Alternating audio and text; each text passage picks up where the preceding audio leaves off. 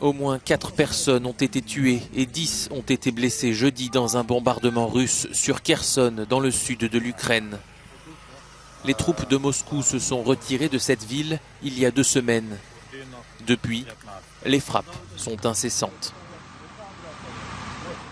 Je reçois presque toutes les heures des rapports sur les frappes des occupants à Kherson et dans d'autres localités de la région. Cette terreur a commencé immédiatement après que l'armée russe a été forcée de fuir la région de Kherson. C'est la vengeance de ceux qui ont perdu. Ils ne savent pas comment se battre. La seule chose qu'ils peuvent encore faire est de terroriser. Soit la terreur énergétique, soit la terreur de l'artillerie, soit la terreur des missiles. C'est tout ce que la Russie peut faire avec ses dirigeants actuels. À Vychgorod, près de Kiev, des frappes russes survenues mercredi ont fait 6 morts et 30 blessés. 4 immeubles d'habitation et une école ont été endommagés.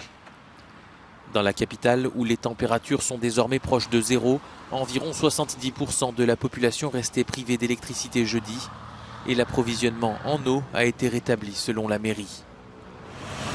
Le ciblage des infrastructures énergétiques par la Russie est visible depuis l'espace. Les éclairages des villes ukrainiennes perdant en intensité au fur et à mesure de la guerre, d'après ces images de la NASA. Les générateurs comme celui-ci sont donc une solution. Il permet d'alimenter en énergie un hôpital de Kramatorsk, dans le Donbass.